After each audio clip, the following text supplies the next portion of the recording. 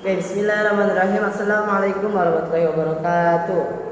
Alhamdulillahirrahmanirrahim. Wassalatu wassalamu ala asrafil anbiya'i wal mursalin wa ala alihi washabihi ajmain, amma ba'du.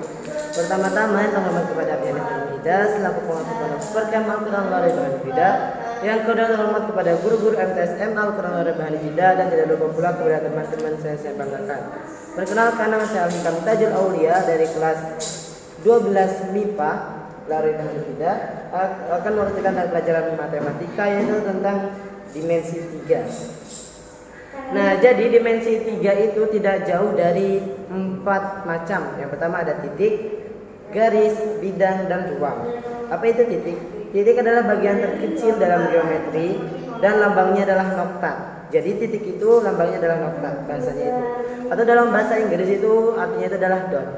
Kemudian ada garis. Garis adalah kumpulan minimal itu 2 titik.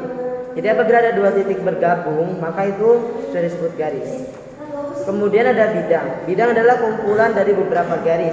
Misalnya itu seperti, itu bidang, atau itu juga bidang. Kemudian ruang. Ruang itu adalah bidang yang memiliki volume atau isi.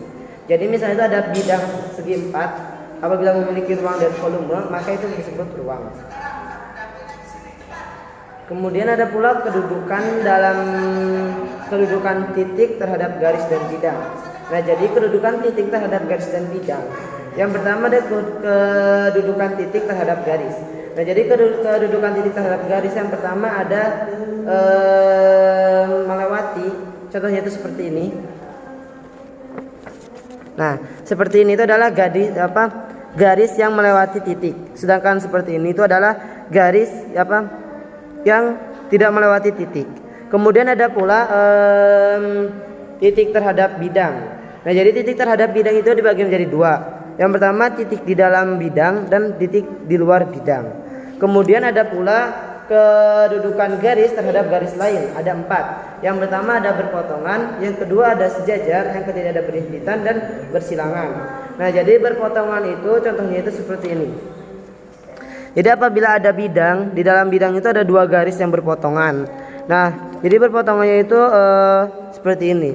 Kemudian ada pula yang sejajar. Sejajar itu adalah 2 garis yang sejajar di dalam bidang. Kemudian ada pula yang berhimpitan. Nah, jadi berhimpitan itu sama seperti ini. Nah, seperti gini. Kemudian ada pula yang bersilangan. Bersilangan itu jadi satu garis itu berada di dalam ruang, sedangkan satu garisnya itu di luar ruang.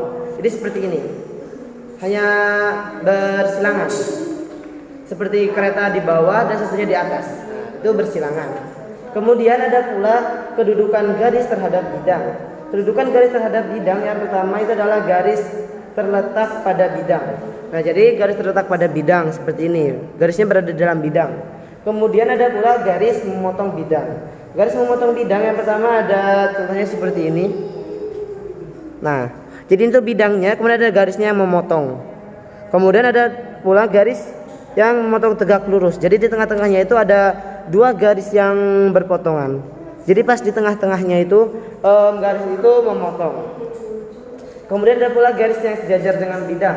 Nah, jadi garis yang sejajar dengan bidang itu contohnya itu seperti ini. Ini ada bidang, kemudian ada garis di atasnya sejajar.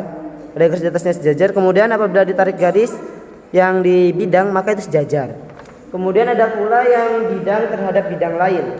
Nah, itu ada 3. Yang pertama ada saling berhimpitan. Kemudian yang kedua ada 2 bidang saling sejajar. Kemudian yang ketiga ada saling yang berpotongan.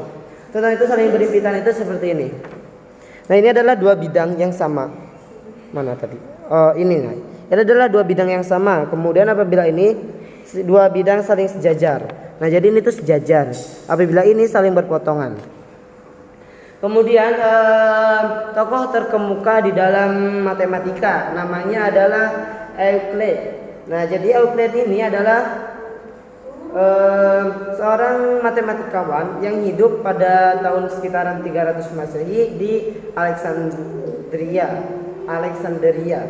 Nah, jadi Euclid ini menciptakan buku yang berjudul The Element yang memiliki 5 postat yang menjadi landasan teorema semua postat dan teorema-teorema tentang kedudukan titik garis titik garis dan bidang dalam ruang, yang dimana masih digunakan sampai sekarang. Nah, jadi titik garis bidang ruang teoremanya itu diciptakan oleh Euclid yang hidup di Alexandria. Oke, sekian dari saya. Kurang lebihnya mohon maaf. Wabillahi taufiq wal hidayah. Assalamualaikum warahmatullahi wabarakatuh.